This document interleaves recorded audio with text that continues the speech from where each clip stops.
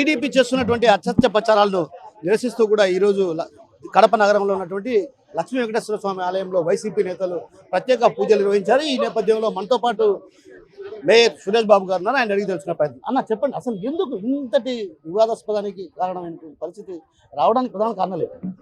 ఇది మన ఆంధ్ర రాష్ట్రం దురదృష్టం. ఒక నియంత పరిపాలన, ఒక హిట్లర్ పరిపాలన. కొన్ని వందల వేల సంవత్సరాలు సాక్షాత్తు కలుగుదేవి వెంకటేశ్వరుడి మన ఆంధ్ర రాష్ట్రంలో వెలిసిన దేవుడు. అలాంటి దేవునికి ఇలాంటి గతి పడతాదని కల్లో కూడా ఊహించలేదు. నిజంగా ఒక నియంత పరిపాలన ఈ రాష్ట్రంలో, భారతదేశంలోనే ఒక రాష్ట్రం ఉందంటే ఆంధ్ర రాష్ట్రంలో కలియుగదేవం వెంకటేశ్వరుడు ఇక్కడ పుట్టడమే తప్ప అనిపిస్తుంది.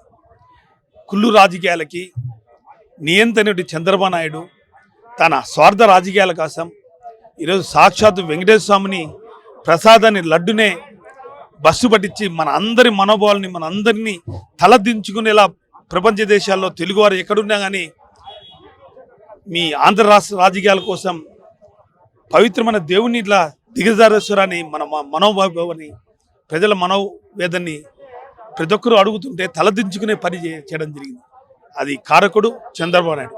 అలాంటి వ్యక్తికి ఈరోజు తొలి గడప అనేటి గడప మనందరం వెంకటేశ్వర స్వామిని ఫస్ట్ కొలిచే ముందు తొలి గడప దేవుని గడపలో దర్శించుకొని వెంకటేశ్వర స్వామిని దర్శించుకుంటాం. అలాంటి దేవుని దగ్గరికి వచ్చి మొరపెట్టుకొని, అయ్యా ఈ రాష్ట్రం బస్సు పట్టింది, మంచి పరిపాలన అందించేట్టుగా బుద్ధి ప్రసాదించండి. చంద్రబాబు నాయుడికి ఇల్లు కుళ్ళు కుటుంబ రాజకీయాలు, తన స్వార్థ రాజకీయాల కోసం కేవలం దేవుని లడ్డునే ఇట్లా దిగదార్చి ఒక వ్యక్తి మీద అభాండం వేయడం అనేది తగదు. ఇది ఆంధ్రప్రదేశ్ తెలుగు వారందరి మనోభావాల్ని భారతదేశవ్యాప్తంగా ఆ వెంకటేశ్వర స్వామి దేవుని కొలిచే వ్యక్తులు అందరి మనోభావాల్ని దెబ్బతీసడం జరుగుతుంది. అలాంటి వ్యక్తికి మీరు బుద్ధి ప్రసాదించి, జ్ఞానం ప్రసాదించి, అతను ఇచ్చిన సూపర్ 6 వాగ్దానాలని నెరవేర్చేగా చేయమని చెప్పి దేవునికి ప్రార్థించడం జరిగింది. ప్రధానంగా ఏదైతే డిక్లరేషన్ ఇవ్వడానికి ఇష్టం లేక జగన్మోహన్ రెడ్డి పర్యటన రద్దు చేసుకున్నటువంటి ఆరోపణలు కూడా అటు టీడీపీ చేస్తుంది. ఎలా చూడొచ్చు? అయ్యా, దేవుని దర్శనం చేసుకోవాల్సిన వ్యక్తి దేవుని దర్శనం చేసుకోలేదంటే కేవలం డిక్లరేషన్ అని ఈరోజు మాట్లాడతారు. 2018లో కూడా 3646 కిలోమీటర్ పాదయాత్ర చేసి ఇచ్చాపురంలో ముగింపు సభ చేసి సాక్షాత్తు ఆ రోజు కలియుగ దేవుడు వెంకటేశ్వర స్వామిని దర్శించుకోవాలని మొదట తిరుపతి పోయి అక్కడి నుంచి కాలినడకన దేవుని దగ్గరికి పోయి ఎంతో మనసున్న వ్యక్తి జగన్మోహన్ రెడ్డి గారు.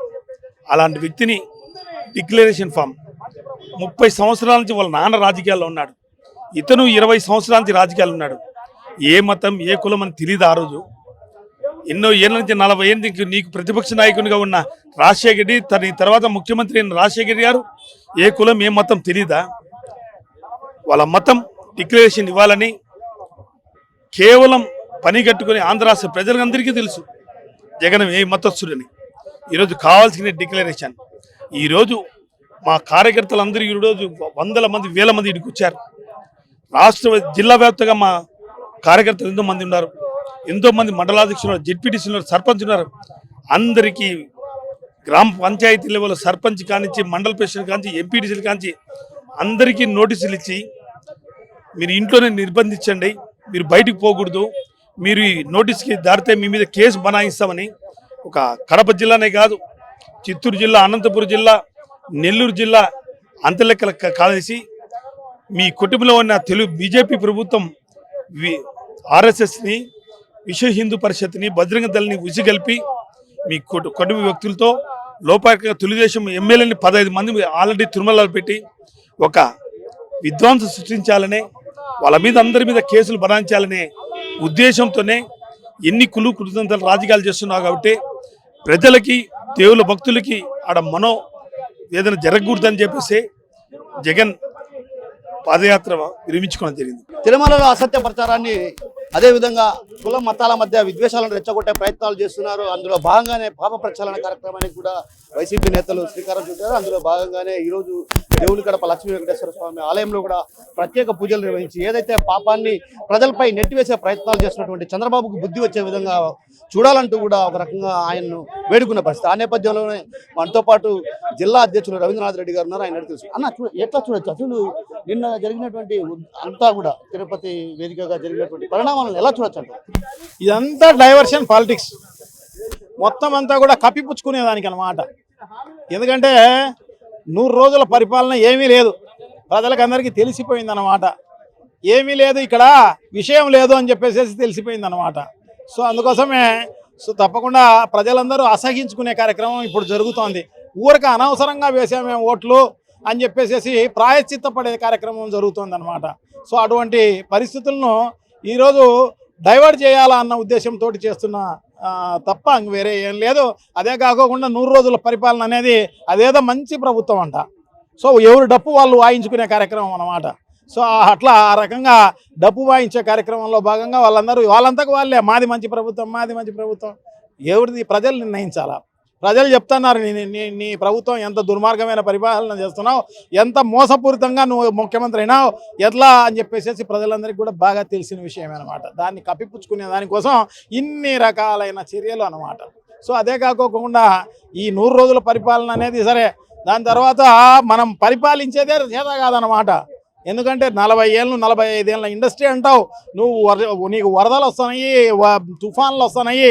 సో ఈ రకంగా రాష్ట్రాన్ని ఎలా రక్షించాలి, ఏ ప్రాంతంలో వరదలు వస్తాయి అని చెప్పేసి వాళ్ళందరికీ ముందుగా తెలిసిన విషయమే. ఎందుకంటే చీఫ్ సెక్రటరీ గారు కూడా చెప్పడం జరిగిందనమాట, మాకు 3 రోజుల ముందే తెలుసు అని చెప్పేసి. 3 రోజుల ముందు తెలిసి ఏం చేసినారు మరి? ఎందుకంటే లక్షల మందిని తరలించే కార్యక్రమం చేయాలా, సో అది చేత కాదు అని చెప్పేసి ఉద్దేశంతో చెప్పలేదు అని చెప్పేసి సిఎస్ గారు చెప్తున్నారు అన్నమాట. ఎంత దారుణం చూడండి, ప్రజలను గాలికి వదిలేసేసి ఎవరు ఉంటే ఎవరు చచ్చిపోతే ఏమి, ఎవరు ఉంటే ఏమి, ఏది కొట్టుకోపోతే ఏమి అని చెప్పేసి వదిలేసిన పరిస్థితి అన్నమాట.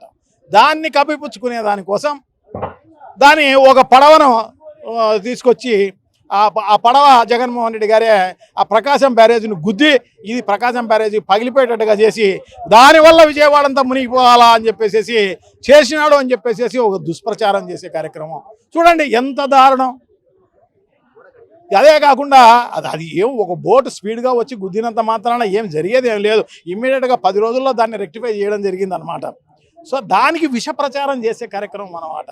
మీడియా చేతిలో ఉంది కదా అని చెప్పేసి ఏమైనా చేసే పరిస్థితి అన్నమాట. సో దాన్ని ఈరోజు 100 రోజుల పరిపాలనను డైవర్ట్ చేసే దాంట్లో భాగంగా ప్రజలను మళ్ళీ మోసం చేసే దాంట్లో భాగంగా ఇది ప్రజలకు చేరువ కాకోకుండా ఈ విషయం అంతా చేరువ కాకోకుండా ఉండేదానికి వీలుగా వాళ్ళు దీన్ని డైవర్షన్ చేసుకునే కార్యక్రమంలో భాగంగానే లడ్డు ప్రసాదం. ఎందుకంటే తిరుపతి వెంకటేశ్వర స్వామి అనేది ఎంత పవిత్రమైన దేవాలయం, అది ప్రపంచవ్యాప్తంగా డివోటీస్ ఉన్న పరిస్థితి. ఈరోజు లక్షల మంది ప్రతిరోజు దర్శనం చేసుకున్న పరిస్థితి. సో అదే కాకుండా లడ్డు ప్రసాదం అనేది ఎంత పవిత్రమో ప్రజలందరికీ కూడా బాగా తెలిసిన విషయమే. దాన్ని పైన బురద చల్లే కార్యక్రమం చూడండి ఎంత దారుణం. ఏదైనా కూడా నువ్వు ఎలక్షన్లలో అంటే కులాల మధ్య చిచ్చు పెట్టేసేసి నువ్వు ఈ పబ్బం గడుపుకున్నావు అనమాట. సో ఇప్పుడు మతాలే కాదు దేవుణ్ణి కూడా కలుషితం చేసే కార్యక్రమం ఈరోజు చేస్తున్న పరిస్థితి అనమాట. ఎంత దారుణం, ఎంత దారుణం. సో తప్పకుండా నీకు బుద్ధి వచ్చేటట్టుగా వెంకటేశ్వర స్వామి ఖచ్చితంగా చేస్తాడు అని చెప్పేసి నేనైతే భావిస్తాను అనమాట. ఎందుకంటే అంత పవిత్రంగా ఆ లడ్డును చూస్తారనమాట. ఒకవేళ వెంకటేశ్వర స్వామిని దర్శించకపోయినా కనీసం లడ్డు ప్రసాదం అన్నా మనకు అందితే నిజంగా కూడా చాలా సంతోషం అని చెప్పేసి ప్రజలందరూ కూడా భావిస్తారనమాట. నార్త్ ఇండియాలో అయితే లడ్డు ప్రసాదం ఇస్తే నిజంగా కూడా అంత పవిత్రంగా చూసే కార్యక్రమం చేస్తారు. తీసుకుపోయిన వాళ్ళకు కూడా అంత గౌరవం ఇచ్చే కార్యక్రమం చేస్తారనమాట. సో అటువంటిది ఈరోజు కలుషితం చేసే కార్యక్రమం చేస్తున్నారు. ఈరోజు లడ్డు అంటేనే మాకు వద్దు బాబోయ్ అనే పరిస్థితికి తీసుకొచ్చిన పరిస్థితి చంద్రబాబు నాయుడు అన్నమాట. ఎంత దుర్మార్గం అది, ఎంత దుర్మార్గం. ఖచ్చితంగా నీకు బుద్ధి వచ్చే కార్యక్రమం జరుగుతుంది. ఎందుకంటే జగన్మోహన్ రెడ్డి గారి పరిపాలన అనేది ఎప్పుడైతే ఎన్నికల కోడ్ వచ్చిందో ఆ రోజే ఆయన పరిపాలన ముగిసింది అనమాట. అంటే మార్చిలోనే ఆయన పరిపాలన ముగిసింది. దాని తర్వాత ఎవరైతే స్పెషల్ ఆఫీసర్లు ఉన్నారో వాళ్ళు ఆర్డర్ చేసినారనమాట. వాళ్ళు టెండర్ పిలవడం జరిగింది. వాళ్ళల్లో లోయెస్ట్ ఎవరు ఉంటారో వాళ్ళకి ఇవ్వడం జరిగింది అనమాట. సో నువ్వు ఏదైనా అటువంటిది ఏదన్నా ఉంటే యాక్షన్ తీసుకోవాలంటే అధికారులపైన తీసుకోవాలి, ఇంకొకరిపైన తీసుకోవాలి. అట్లాంటిది నువ్వు ఈ రకంగా బురద చల్లే కార్యక్రమం చేస్తున్న పరిస్థితి అనమాట. చాలా దారుణమైంది అనమాట. ఒకరిపైన బురద చల్లే కార్యక్రమం చేయకూడదు. సో ఆ రకంగా చేసిన పరిస్థితి సో డెఫినెట్గా బుద్ధి వచ్చే కార్యక్రమం తప్పకుండా జరుగుతుంది. సో ఇదంతా ప్రజలకు తెలిసిపోయింది అని చెప్పేసి, సో ఇది బెడిసి కొట్టింది అని చెప్పేసి ఈరోజు మళ్ళా డిక్లరేషన్ గురించి మాట్లాడే కార్యక్రమం జరుగుతుంది అన్నమాట. నిజంగా కూడా జగన్మోహన్ రెడ్డి గారు మేము 10-12 ఏళ్ళ అతనికి 10-12 ఏళ్ళ వయసులో మేమందరం కూడా తిరుమల తిరుపతికి వెళ్ళిన పరిస్థితి అనమాట.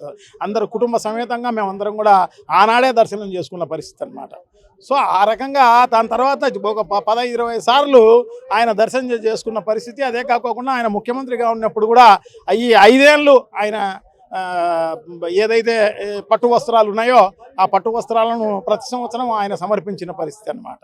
సో అటువంటిది ఒకవేళ డిక్లరేషన్ ఇప్పుడు కూడా అడిగినారనుకోండి ఇచ్చేస్తారు, ఏముంది దానికి పెద్ద నష్టం, దాంట్లో తప్పేం లేదు కదా. ఆయన మతం మానవత్వం అని చెప్పేసి ఆయన చెప్తున్నాడు. ఆయన నేను 4 గోడల మధ్యలో బైబిల్ చదువుతాను, బయట అన్ని మతాలను గౌరవిస్తాము అని చెప్పేసి చెప్పడం జరుగుతుంది అనమాట. డెఫినెట్గా ఒకవేళ అడిగితే తప్పకుండా డిక్లరేషన్ ఇచ్చే పరిస్థితి. దానిపైన డిబేట్లు, దానిపైన డిస్కషన్లు ఏమండి ఇది తప్పకుండా బుద్ధి చెప్పే రోజు తప్పకుండా వస్తుంది అని చెప్పి తెలియజేసుకుంటూ, ఇంత తప్పు చేసిన చంద్రబాబు నాయుడు గారికే శిక్షపడాలి. దానికి మద్దతు ఇచ్చిన పవన్ కళ్యాణ్ అయితేనేమి ఇటువంటి వాళ్లకు బుద్ధి రావాలి, తప్పకుండా వాళ్ళకే శిక్షపడాలి. కానీ ప్రజలందరిపైన శిక్ష పడకూడదు అని చెప్పేసి ఈ గుడిలో, ఎందుకంటే తొలి గడప ఇది మా వెంకటేశ్వర స్వామికి తొలి గడప, మా దేవుని గడప. సో అందుకోసం ఇక్కడ దర్శించుకొని ఆయన, ఎందుకంటే అక్కడికి ఎట్లా రానికి పోయినారన్నమాట. సో ఇక్కడ మేము దర్శించుకొని ప్రార్థనలు చేయడం జరిగింది. Thank you. అన్న, తిరుమలలో ప్రధానంగా ఏదైతే బోర్డులు వేశారు, ఏదైతే అన్ని మతస్థులకు ప్రవేశం లేదు, అదేవిధంగా ఏదైతే డిక్లరేషన్ ఇచ్చిన తర్వాత లోని కనిపిస్తుంది, ఇలాంటివి ఎప్పుడు మనం చూడలేదు ఇంతవరకు. సో ఎలా చూడొచ్చు? ఈ ప్రభుత్వమే ఒక చెత్త ప్రభుత్వం అని చెప్తాం కదా, ఇది అది అనేది ఏం లేదన్నమాట. సో తప్పకుండా ఇవన్నీ జరగకపోయినంటే మనం ఆశ్చర్యపోవాలా. ఇవన్నీ జరిగేది ఇవన్నీ మామూలు. ఎందుకంటే అమిత్ షా వచ్చినాడు, రాళ్ళేసినాడు. అంతకుముందు అద్వానీ గారు రథయాత్ర వచ్చింది, దానిపైన కూడా అడ్డుకోవడం జరిగింది. సో ఈ రకంగా తొగాడియా వచ్చినప్పుడు అప్పుడు అడ్డుకోవడం జరిగింది. సో ఇవన్నీ ఆయన చేసే క్షుద్ర రాజకీయాలు అన్నమాట. ఇవన్నీ కూడా అంత నీచమైన రాజకీయ నాయకుడు భారతదేశంలో ఎవరు ఉండరు. సో ఈయన ఆ రకంగా చేయడంలో ఏమి అన్యమతస్తులు అనేవాళ్ళు పోయి విశ్వాసం ప్రకటిస్తే లోపలికి దర్శనం అలౌ చేస్తారు. అది రూలు. దాని రూల్ ప్రకారం ఒకవేళ అవసరం ఉంటే డిక్లరేషన్ ఇచ్చిండ్రు, లోపలికి పోయిండ్రు పెద్ద మళ్ళా ఒకవేళ అడిగితే. సో ఆ రకంగా చేసిన పరిస్థితి తప్పకుండా చంద్రబాబు నాయుడు గారికి బుద్ధి చెప్పే రోజు తప్పకుండా ప్రజలు చేస్తారు అని చెప్పి భావిస్తారు. నిన్న చెవిరెడ్డి తిరుపతిలో మాట్లాడుతూ కూడా కొన్ని వ్యాఖ్యలు చేశారు. ఏదైతే బీబీ నాంచారమ్మ కూడా అక్కడ ఉంది, ఆమె కూడా అన్యమతస్తురాలే అన్నటువంటి విషయం ఏదైతే, అలాంటప్పుడు ఎలా అన్యమతం అవుతుంది అన్నటువంటి భావన ఆయన వ్యక్తం చేశారు. ఎలా చూడొచ్చు? బీబీ నాంచారమ్మ అనేది ఆమె ముస్లిం ఆమె. సో ముస్లిం ఆమెనే ఆయన వివాహం చేసుకున్నాడు అని చెప్పేసి నానుడి అన్నమాట. సో తప్పకుండా అందుకోసం ఆయనకు ఈ మతం ఆ మతం అనేది లేదు. దేవుడికి ఎందుకు మతాలు కులాలు అవన్నీ ఏం ఉండవు, అందరూ సమానమే అనమాట. మనం సృష్టించుకునేటే తప్ప వేరేటి ఏం లేదన్నమాట. అంతెందుకు ఇప్పుడు ఇంతకుముందు మన గవర్నర్ ఉన్నాడు నజీరామా ఎవరు గవర్నర్ అబ్దుల్ నజీర్. సో అబ్దుల్ నజీర్ మొన్న పోయినారు, మన ఆయనతో డిక్లరేషన్ తీసుకున్నారా? హోమ్ మినిస్టర్ మొన్న అనిత అనే ఆమె పోయింది, ఆమెకి ఏమైనా డిక్లరేషన్ తీసుకున్నారా? అట్లా కాదనమాట. ఇప్పుడు దీన్ని రాజకీయం చేసే కార్యక్రమం, దీనిపైన బురద జల్లే కార్యక్రమం చేయడం జరిగిందనమాట. అదే కాకోకుండా తన పార్టీ వాళ్ళు ఎవరికి చెయ్యి అంటకోకుండా బీజేపీ వాళ్ళని ఉసగొలిపి మొత్తం దేశవ్యాప్తంగా బీజేపీ శ్రేణులందరినీ కూడా వాటికి వచ్చేటట్టుగా చేసే కార్యక్రమం చేసి దానికి భౌతికంగా జగన్మోహన్ రెడ్డి గారికి ఇబ్బంది చేయాలా అని భావించి ఈ రకంగా చేయడం జరిగిందనమాట. సో తప్పకుండా ఆ దేవుడనే ఆయన ఉన్నాడు, తప్పకుండా ఎవరు తప్పులు చేసినా కూడా తప్పకుండా శిక్షించే కార్యక్రమం చేస్తారు. చివరిగా ఒక్క మాట, చెవిరెడ్డి ఒక కీలకమైనటువంటి వ్యాఖ్యలు చేశారు. ఏదైతే జగన్మోహన్ రెడ్డి తన తండ్రికి పిన్నపదానం చేయడంలో కూడా ఒక రకంగా హిందుత్వాన్ని చాటి చెప్పినటువంటి వ్యక్తి, అలాంటి వ్యక్తికి ఇలా మతాలను ముడిపెట్టడం సరికాదన్నటువంటి భావన కూడా ఆయన వ్యక్తం చేశారు. అవును, పుష్కరాలలో జగన్మోహన్ రెడ్డి గారు అటెండ్ అయినప్పుడు చాలా భక్తిగా ఈ తన తండ్రికే కాదు అబ్బకు కూడా పెట్టడం జరిగింది, పిండ ప్రదానం చేయడం జరిగింది అనమాట. సో ఆయనకు తప్పకుండా ఎందుకంటే by born Hindu. So convert అయి ఉండొచ్చు, ఒక విశ్వాసం ఉండవచ్చు యాజ్ ఏ క్రిస్టియన్గా, అంతకు తప్పనిచ్చి అతనేమి హిందూ కాకపోవడం అనేది లేదు, ఇంకోటి కాదు. దాని ఊరికే కాంట్రవర్సీ చేసే కార్యక్రమం చేస్తున్నారు తప్ప ఇంకో కార్యక్రమం లేదు. సో మొత్తం మీద ఏదైతే వైసీపీ నేతలను అరెస్ట్ చేసి ఈ విధంగా మతం ముడిపెట్టడం కూడా సరికాదు. మతాన్ని ముడిపెట్టడం వల్ల కూడా అటు చంద్రబాబు అప్రతిష్ట పాలయ్యారు. ఏదైతే ప్రభుత్వ సంక్షేమ పథకాలను అమలు చేయాల్సినటువంటి చంద్రబాబు ఆ దిశగా అడుగులు వేయకుండా కేవలం డైవర్షన్ పాలిటిక్స్ పాల్పడుతున్నటువంటి ఆరోపణలు చేస్తున్నారు. మరోవైపు ఏదైతే జగన్మోహన్ రెడ్డికి ఏదైతే మతంతో అవసరం లేదు, ఆయనది ఏదైతే మతానికి ముడిపెట్టాల్సినటువంటి అవసరం లేదు. గతంలో కూడా ఎన్నోసార్లు పట్టు వస్త్రాలు కూడా సమర్పించినటువంటి వ్యక్తి, పిండ ప్రదానం కూడా తన తండ్రికి పిండ ప్రదానం చేసిన వ్యక్తి, అతన్ని ఈ విధంగా మతాల ముడిపెట్టడం సరైన పద్ధతి కాదు. రాబోయే రోజుల్లో ఖచ్చితంగా చంద్రబాబుకు అదేవిధంగా పవన్ కళ్యాణ్కు బుద్ధి చెప్పే రీతిలో దేవుడు భగవంతుడు చూస్తాడన్నటువంటి విషయాన్ని మనతో పాటున్నటువంటి వైసీపీ నేతలు చెప్తున్నారు. కెమెరా హరితో కిషోర్, RTV, దేవునికడ నుంచి. మరిన్ని వీడియోస్ కోసం ఛానల్ ని సబ్స్క్రైబ్ చేయండి, లేటెస్ట్ అప్డేట్స్ కోసం వాట్సాప్ ఛానల్ ని ఫాలో చేయండి అండ్ లింక్ డిస్క్రిప్షన్ లో ఉంది.